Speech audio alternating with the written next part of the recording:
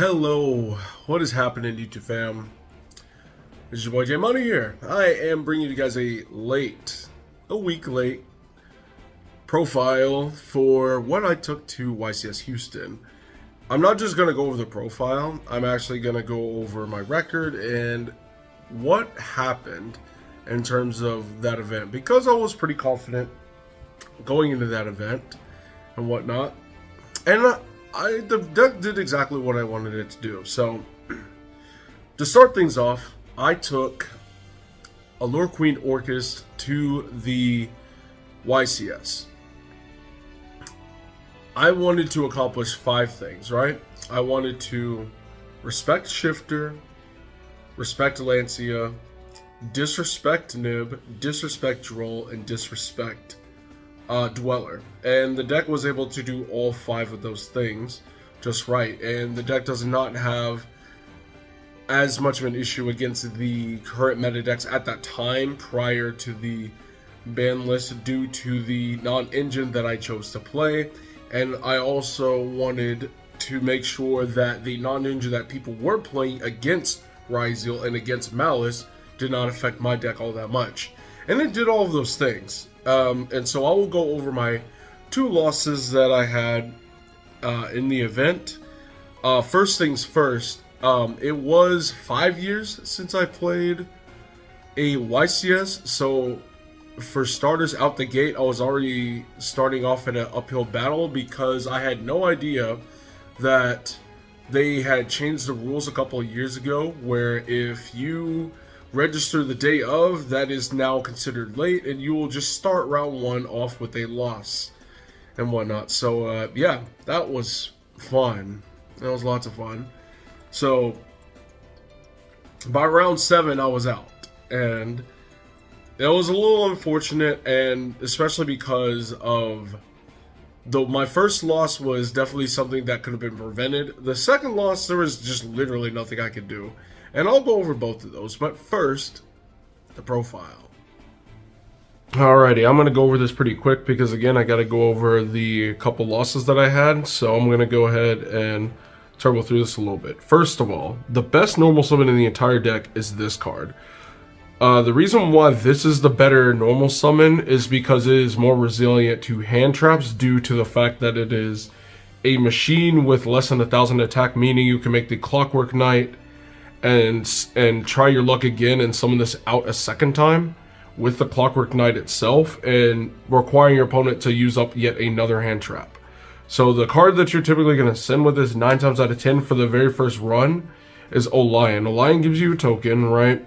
You make Clockwork Knight, and you with the Recycler, and then use the Clockwork Knight to tribute the Mecha Phantom Beast token and summon the Scrap Recycler again, allowing you to send Harp and all that. And if you have a continuous spell up, which this deck plays a lot of, you can use the Clockwork Knight effect to add the continuous spell.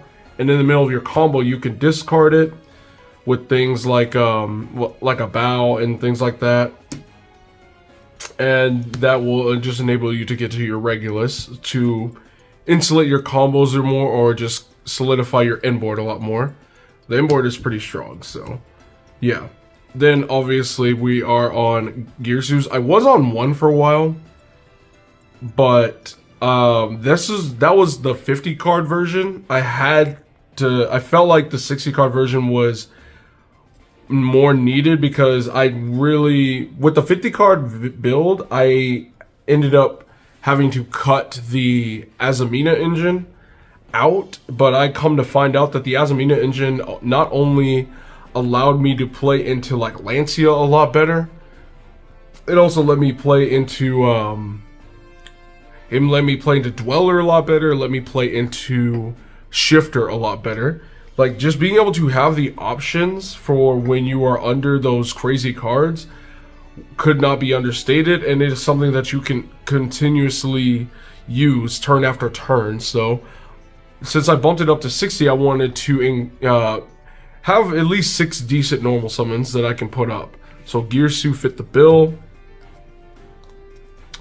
3 harps. The harp was not a bad normal summon either if you had a Lore Queen engine, which is full combo on its own. And it's also one of the best discards. It's also one of the best tributes for things like deception and things like that. So it's one of those cards where if you open it and in combo with any other cards, you know you have Orcus combo. Orcus Nightmare, Symbol, and Wand. Because of these cards, you kind of don't care about Bestials.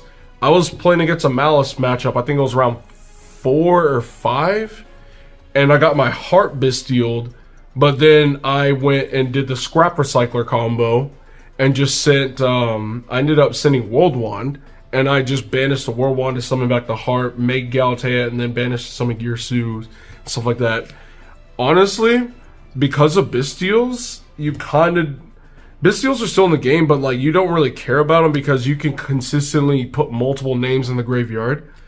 And for our only targets that we play for Galatea, 1 Babel, 1 Crescendo, I don't really like the return.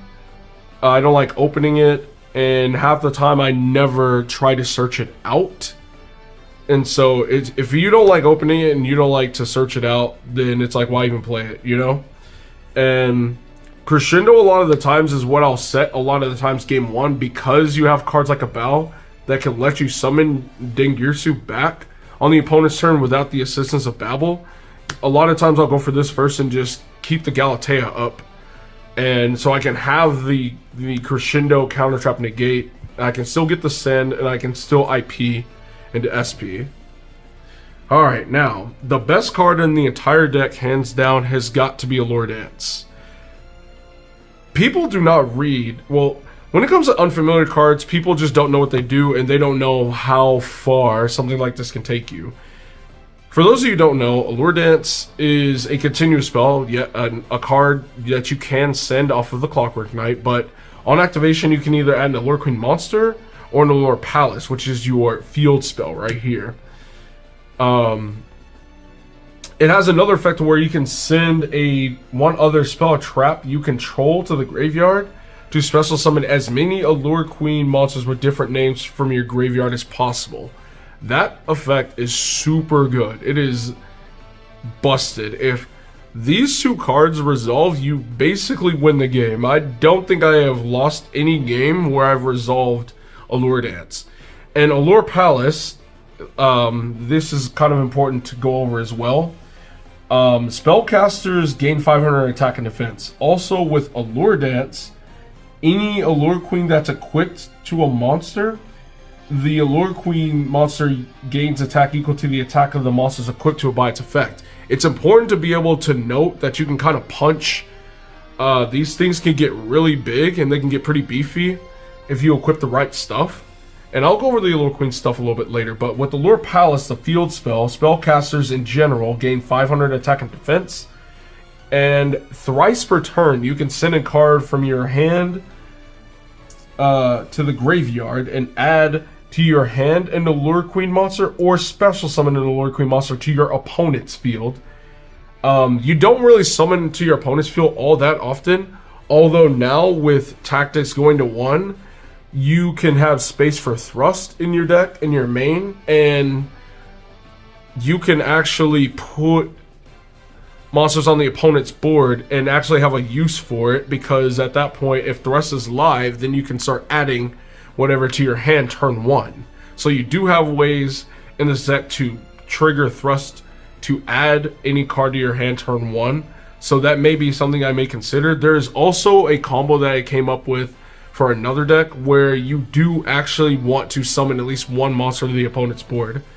But the other effect is where this card really shines. It says all Allure Queen effect monsters gain this following effect.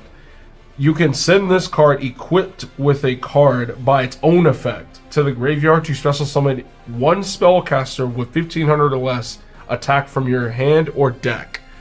Meaning, if you have an Allure Queen that uses the effect to equip, you can then just summon any spellcaster in the game as long as it has 1500 or less attack from your deck. That is a very busted effect. You can think of a lot of things that you can use it with. White Forest is the primary thing that anyone can think of. to just get your engine started without committing your normal summon.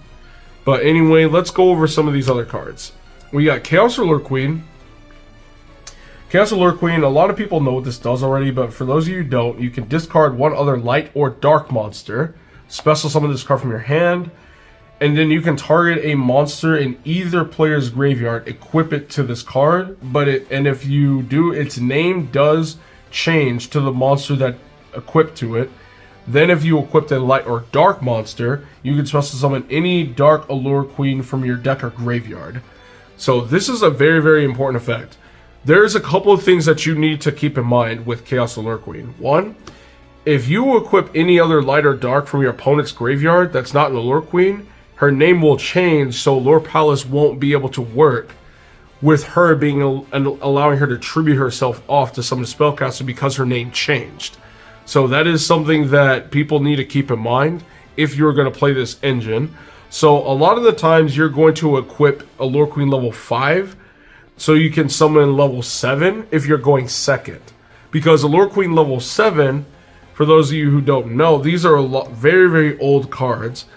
You can only get her their effects if they are summoned by the previous version of the card. And since Allure Queen she changes her name to Allure Queen level 5, and you summon level 7, it counts as her being summoned by the effect of Allure Queen level 5, which turns her effect online, allowing her to steal another card. So if you do use Allure Palace to put another Allure Queen on the opponent's field, now you have two spellcast Allure Queens that are equipped with cards, and now you can use both of their effects to summon any spellcaster from your deck. Each Allure Queen has that effect given by the Allure Palace. So the obligatory bricks, we have one Allure Queen level 3, Allure Queen level 5, and one Allure Queen level 7. These all have their needs. This needs to be here to be able to summon level 7 and use her effect to equip, and level 3 needs to be here because she is specifically level 3. Her being a level 3 is super invaluable. So oftentimes, if you're going first, you'll use Chaos Allure Queen to equip Allure Queen level 5, summon level 3, and then tribute the Chaos Allure Queen to summon a Ceremonial Bell. This is the card I choose to run because you get full hand knowledge of what your opponent is playing game 1, and you know what you need to play around. You get to see if your opponent is holding onto things, if they're holding nibs and all that, and that allows you to pivot your plays as needed. So everybody has read this card that I've summoned it against, and some people have recognized that it's an old card but never actually just knew what it did, and they looked at it and they're like, yo, one person tried to imperm it when it was summoned, but it is a continuous applying effect. So I get to see your hand anyway, even if you can drop the imperm, like I'll still look at your hand before you get the chance to play it. So yeah, this engine was super, super good the entire time. It does lose to Droll, but I have answers for Droll, so yeah. The other thing that you want to go for, if you already have access to your Orcus combo, the reason why I played the Bell is because it's also level 3, so you can make Chair Beanie and send the Scrap Recyclers, this is level 3, and Reborn it. But if you already have access to your Orcus combo because you open Orcus cards, the next best thing you want to go for is the Sylvia the White Forest to be able to add your Tails, to activate the Tails to add your LZ. So that's how that goes. And so obviously you will use the LZ to fuse with the Sylvie into Rusilago and go and access your Azamina combo. So we are on 1 Wanted, 1 Black Witch, 1 Deception, and 1 Hallowed to round that off. Next, supplementary engines to help us go first and go second. Caster Unicorn is very strong going first because not only does it mean your opponent's going to be more hesitant to hand trap you, but it gives you a continuous spell to send off of Clockwork Knight. Yet another way to get continuous spells to your hand. So that was good. Fenrir, I only played 2. I didn't have space for the third one. If I did, I probably would have played it. But going second, I didn't really struggle going second with this deck very much. So I didn't really miss the Fenrir.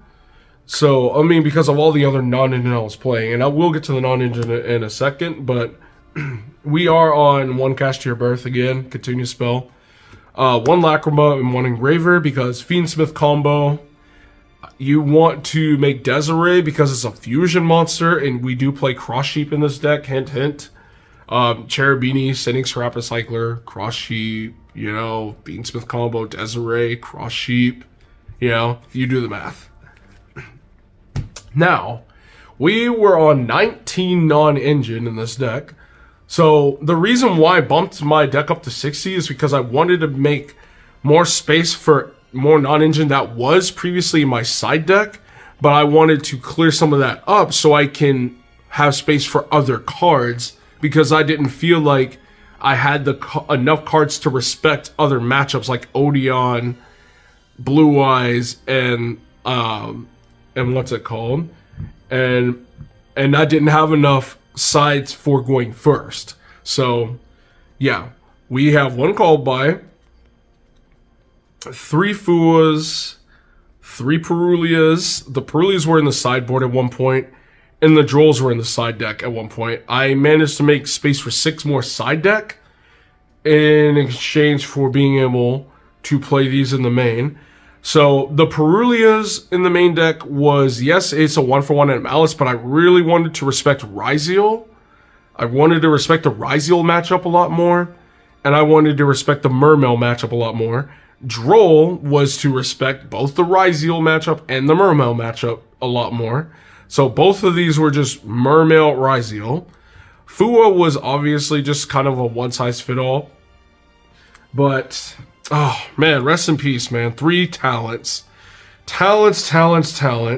Oh, my God, this card was always good. It always came in for me.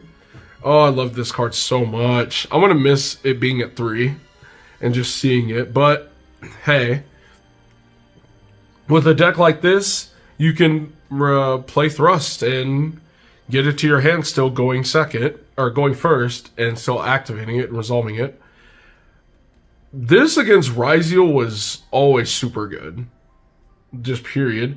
And going first, again, obviously it's an auto win. So, I mean, you look at your opponent's hand and you take the best card. So, alright, now for my Droll and Lockbird answers. 1, 3 drag down. Droll, Nib, those, I don't know, I'm not even worried about Nib. Nib is like not even an issue for me, right? I can go as Amina and go into Fiendsmith, and maybe I'm making Desiree. If they got this Nib Imperm combo, that's fine. And now I have a token, so I can banish Harp, summon Gearsuit, and do my Orcus combo on top of it and all that. And chances are, because you don't have that many cards in your hand because you're dropping all these hand traps, I can probably beat you from there, or at least stop you from just OTKing me. And yeah, the Abao starts to do its thing and all that, and yeah, it's not a good time. And the last non-engine was 3 Salesman. Oh my lord, this card. This is a funny card, but this card was probably the best non-engine card that I opened all day, because of the fact that you can hit anything in the game before. Like, if you go first, again, the only card I'm concerned about is Droll. I don't even think about calling Nib. If I go first, I just call Droll, because people were on main deck Drolls, man. Everybody was main decking Droll left and right, and this deck was not. This deck even kind of disrespects Droll, even without these cards, because of things like Scrap Recycler and Orcus combo and Fiendsmith combo. But you still wanted to search. You wanted to resolve your Allure Queen engine. So, yeah. Going second, though, calling Detonator was the best thing. Like, calling Detonator is not having to worry about Detonator for the entire turn. It's like, yeah, I can play, like, Metal Tronus and all this stuff, right? But then I gotta play a target for it. And then if I'm playing against, like, the Murmo matchup, I'm not really doing too hot against that, because I'm probably not playing targets. If I'm playing against Kristron, I'm not playing any targets. And so this hits everything. Like, all you need to do is understand your matchup and know the card in each matchup that's going to give you the biggest problem based on the deck you're playing, and just call that card. Against Malice, I just called Whitebinder because I don't want myself getting banished. And so it's like, okay, if I'm not getting Whitebindered, I'm fine. And so, yeah, like that's just kind of what it was, you know? And it baits Omni Negates if they have an Omni Negate, you know? So, like, this card, it's like, understand what your matchup is and know what card you lose to the hardest and just call that card. And now that Shifter's limited too, a deck like this is even stronger. Golly. Alright, extra deck. That was a little lengthy explanation, but Galatea, Longirsu, Dingirsu. Easy, simple enough. Cherubini to send the Scrap Recycler, IP to, you know, end on your Orcus combo, SP to link into with IP on your Orcus combo, Clockwork Knight, because that card is insane. It summons back your Scrap Recycler and it keeps your combo going and it gets you to Regulus. Cross Sheet because it reborns anything basically and extends your plays. Scrap Recycler, get access to your Orcus combo. Requiem to go into Fiendsmith combo. Close Heaven to go into the Requiem. Fiendsmith Sequence to make Desiree, link it up to Cross Sheet, summon Girsu, summon Scrap Recycler, and, you know, do your Orcus combo. You know, make a bow after you use Sequence and Cross Sheep and all that to support your Orcus combo and whatnot. And one Rusialago, and Sylvia to also summon to Cross Sheep Zone to summon Scrap Recycler from your graveyard to go Orcus combo. So, yeah. Everything in this deck basically leads to Orcus except for the Kashtira's. Side deck was the most important. So what did I have to do to make space? What did I want to make space for? Well, like I said, I wanted to respect Blue Eyes and Odeon, so I did two L Storms and a Duster to respect Blue Eyes, Odeon, and whatnot. I did have Chaos Hunters instead of Lancias. One, because I don't want to get Bestialed. I don't want to get Bestialed when it's time for me to play. And yeah, I'd also... That was really just the main thing. Not getting Bestialed and not getting Whitebindered when it's time for me to play and do my combo and whatnot. That is just kinda... Lancia is fine, but if your opponent was still able to climb into Whitebinder, that was kind of a problem. Like, you would still kind of lose to the Whitebinder, so the Chaos Hunter was more sticky. Now, granted, it is a little bit more vulnerable if your opponent was playing Thrust in their deck, or if they, like, made Imperm, they had it and they just set it and whatnot. So, like, that did happen against the Malice matchup, but, like, it was still fine. Meows, because I wanted to respect the Malice and the Mermail matchup, because Mermail summons a lot from the graveyard. Mermail can play around, if they're skilled Mermail player, they can play around any single Charmy. I've dropped every single Charmy on them, and they just figure the best way to play around it and give me like one draw a lot of the times. So, yeah. One Golden Allure Queen to side in, because this was more towards Malice. This is more of a Malice hate. Because for those of you who don't know, for starters, this takes 3 spellcasters to go into, so it's not 2+. But if it's Link Summon, you could special summon an Allure Queen from your deck or grave. And what this allows you to do is it gives all of your Allure Queens the ability to be quick effects. So this is basically like Orchestrated Babel. So, and also it's like a Zodiac Trident or a Detonator. If your opponent activates a card or effect once per turn, you can just destroy a card in the field. But the reason why this is good against Malice specifically is because if once you do your Allure Dance and you summon 4 Allure Queens, you link everything off except for either Allure Queen level 3 or Chaos Allure Queen, and you make Golden, and then you summon the other one. So now you in on Golden plus Chaos plus level 3.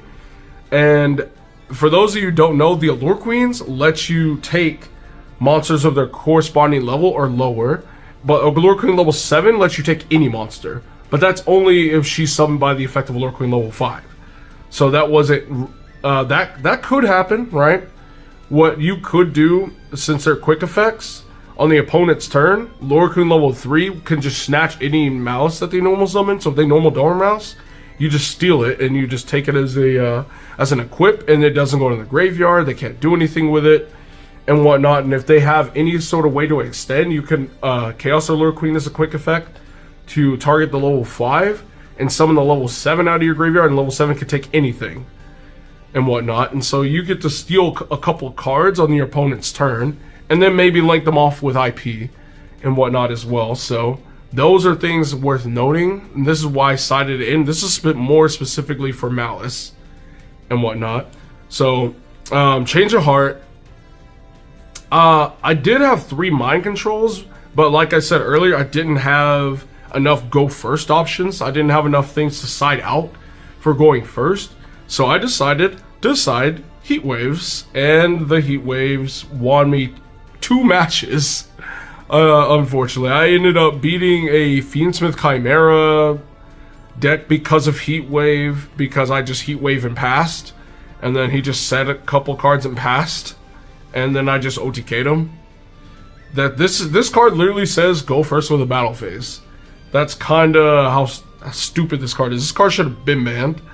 And the last card, I needed a time card, but I realized that you don't really need a quote-unquote an extra added card outside of your deck for time. So I just decided to play another Deception, and this is how I won the Malice matchup in time, which is with this card. If an Azamina is on the field, if a monster is sent to your opponent's graveyard, you could just deal 1500 damage to your opponent, and then you gain 1500, and then Malice already pays life points. So yeah, I was just wanting to just end on Sylvia and Deception, and I did just that, and he linked off, and I gained life points and dealt damage. Time was called. Even if he tried to gain the 23, it just wasn't going to be enough. So yeah, that's my time card.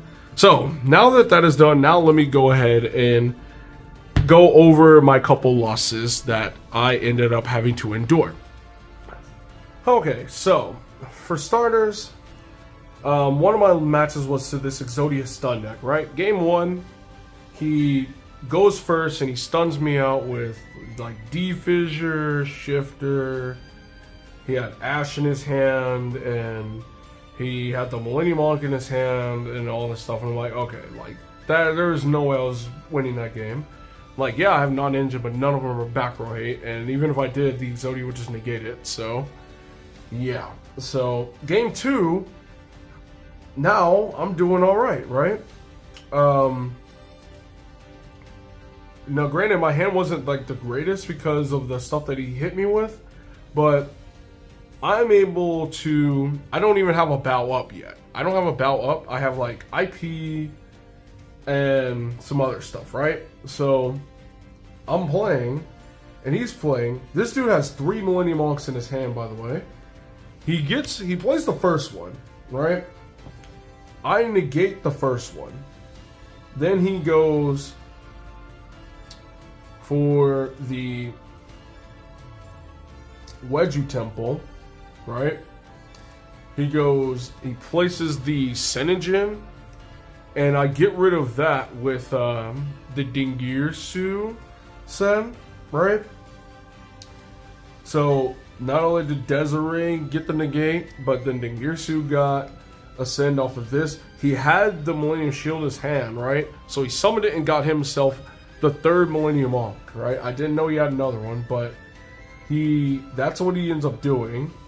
And we're walling up for a couple turns, because every turn he's trying to Wedju Temple and all this stuff, right? So it got to a point where after the 2nd turn, I linked off into an Abao, right? So I can just Desiree, just get the temple off the board, because I just need to make sure that this guy does not have just a continuous way to get resources, right? I negated his 2nd Millennium Monk along the way with a Crescendo, I think. I just know I managed to negate it the second time. I negated the second time, and now here we are. So now the second Millennium Monk is gone. I've been keeping him at bay with a bow, but I have not been able to generate enough hand resources to be able to use it on both turns, right? So I'm top decking, right? Desiree is in the graveyard. I thought, now Millennium Shield is 3,000 defense. Obviously I knew this, but I'm thinking, okay, I need to be able to summon this Desiree and all this stuff and bring it back so I can refill in the gate, right? But what I should have done, which is what I did, I summoned back the Desiree and re-equipped it, and then the battle came back, but I had no cards in my hand, right? What I should have done was I had Black Witch earlier in the duel, but it got negated. It got negated with either like Valor, Imperm, something. It got negated, so it never got to resolve. So what I should have done instead was summon Black Witch, right? Black Witch would have gave me the negate, right? It would have gave me, I still would have had negate, but I would have had an extra card in hand, because I would have went for the Deception. Well, this is being grave, right? Deception for Hallowed. And then just Hallowed. Send this. Make Usilago. Right? Where are you? And adding like Wanted to hand, right? Got Wanted to hand. And Hallowed effect, right? Hallowed would have gotten this to hand by putting Rusilago back from the field, because I wouldn't have been able to link it off or anything. And then I would have activated, chained the Wanted to grab the Black Witch to put out the Sylvia. Right? Sylvia would have been out. Let's see. Sylvia would have been out. So not only would I still have had the negate, but now I have a card in my hand. Now I could go and banish the Wanted for the Deception to put another card in my hand. So now, not only would I have the negate, but I also would have been able to have the extra card in hand to pop his top deck Golem. His top deck Golem and all that stuff. But since I brought back the Desiree and I had no cards in my hand, I ended up falling victim to his Sen Engine, and then he just activated the third Millennium Monk in his hand, and he beat me from there. So this would have been, definitely could have been something that I could have been more prepared for. And on top of that, I had Orcus cards in the graveyard the whole time, right? I just didn't have a way to get access to the main deck monsters, which is kind of why I almost wanted to play like when I used to play Einstein to my deck for the longest time is for situations like this where I'm banishing my Orcus cards, or I would just banish my Orcus cards, put them back in the deck, and had no way to get them back out. That was why I played Einsteins. But yeah, I could have had an extra cards to work with. I would have been able to get Deception again. Hallowed probably could have came back to my hand at some point. If this would have used this negate, put it back. So, you know what I'm saying? So I could have went and popped and negated the Ankh, right? And it would have just been a steamroll from there, right? Now, and I would have been able to go to game 3. So now let's go to the next matchup. Alright, so this was game 2 against Fiendsmith Ryziel. And this was my opening hand. Of course, I had the Fenrir instead of the Unicorn. I would have much rather appreciated the Unicorn over Fenrir, but you know, it's like, it is what it is, right? So, yeah. And I, of course, go first because I lost game 1. The guy had everything. I had no non-engine. And actually, no, I did have non-engine. And I took everything down, but he already had the follow-up X Ryziel, which I could not have an answer for because of all the hand traps. See, this dude had like double Imperm, Ash, Detonator. He had all of it. So, yeah. He didn't just have Detonator, he had a whole bunch of other non-engine. But this is the game where he goes, alright, he has double Fua in his hand. And And I'm just like, well, that's just great. I don't have Droll. Like, if I had Droll, like, I would just play into this board no problem, because I would just Droll myself after I've resolved all the searches for my Allure Palace, and I would have just played. I can just play from the deck and from the graveyard with things like, you know, after, like Cherubinis, right? Sin Scrap Recycler, Cross Sheep and Fiendsmith combo, Summon Scrap Recycler, Orcus combo, you know, Foolish that stuff, summon them all from the deck. Banish, send them from deck to grave. Like, I wouldn't need to search. So I would put them on, like, no draws, right? But since I didn't have the Droll, or the called by, at least for one of them, or any of that other stuff, it was, he draw phased them both, right? So he's already playing around talent. So I'm like, well, I'm not going to give him any cards. Well, I need to see what he's playing, or I need to know what he has in his hand, but I'm going to play around Lightning Storm and all that stuff. I'm like, okay, fine. So I summon Fenrir. I don't activate the Fenrir effect yet, because I'm like, okay, if my opponent does have Droll, first off, I'm like, okay, the fact that he dropped these two means even if he did have Droll, which I don't think he would have it, he wouldn't drop it because he wants to get cards in his hand. So I'm like, okay, I'm not really too worried. So I'm like, Fenrir effect, and he's like, yeah. I go add the Unicorn and all that, right? So I'm like, okay, he doesn't have Droll, he's not like Veiloring or any of that other stuff. So either he does have Valor, but he, you know, and doesn't want to play into talents, or he just doesn't have it. So I Allure Dance, he lets that go. So I'm like, cool, alright, bet. I'm like, okay, we could do something here. I could put hella pressure on this guy, but with the Allure Queen engine, I could just pressure him that hard with this engine. I could do that, right?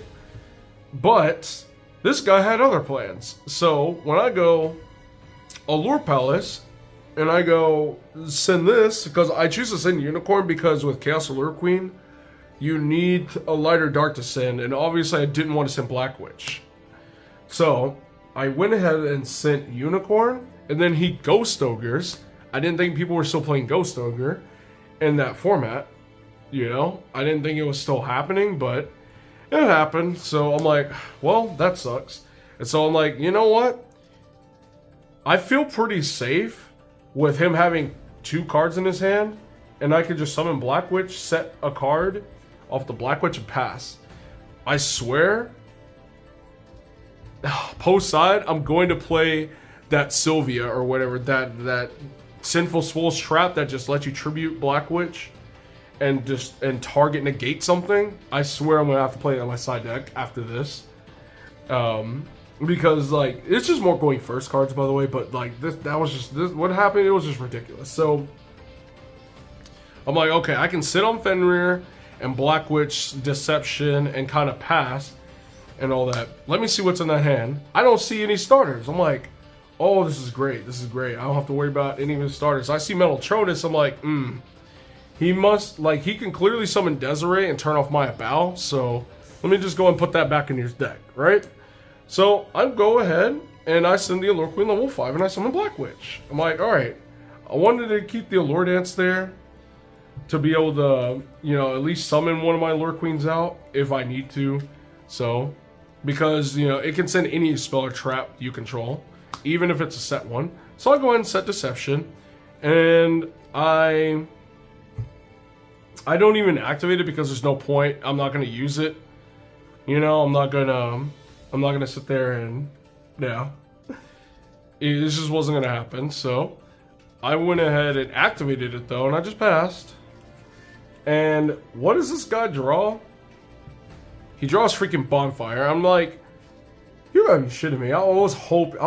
I had my fingers crossed. I was praying he would just draw like one of the 20 non-engine that the deck plays. And I'm like, okay, my odds are not very good already because I don't see a starter.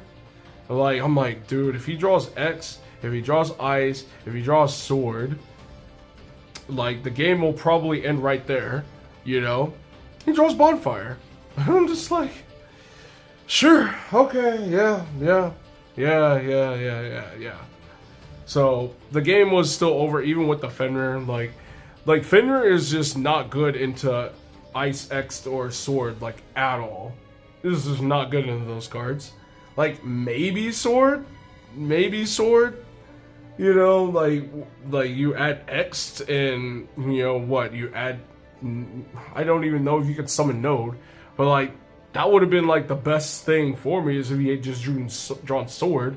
But no, he sat there, and not only did he normal summon ice and fiends and all this stuff, like he also had Druid Swarm in his hand for some reason because he ended up drawing into it.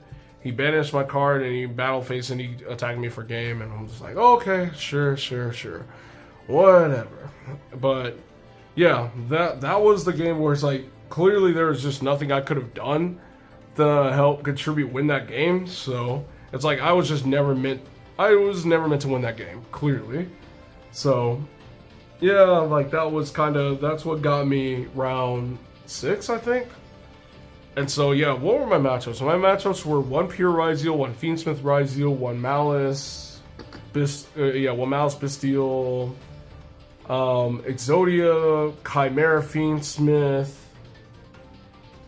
and I actually forget what my other matchup was, but like it was all just good decks, except for like the Exodia deck. I was just crossing my fingers, really hoping to God it wasn't going to play against Odeon because I don't have enough experience against that deck. But yeah, guys, this was my YCS experience. Again, I wouldn't change anything for the deck except maybe my side deck and playing like a Sinful Spoils set off of this, right? And Brucey Lago could probably add it, but like you'd have to attribute the Dia Bellstar specifically for it. But you know, it is what it is. Anyway, guys, that is it for me. Let me know what you guys' thoughts are in the comments below. Again, rip talents, I would probably just play 2 Thrust, and I would find space for 2 more Allure Palaces to ensure that I can get the Allure Queen engine, even if it's at a weaker level. I just want the Allure Queen engine because it's just that good. So anyway, guys, yeah, that's it for me. Thank you so much for watching. This is J Money, and I am signing out.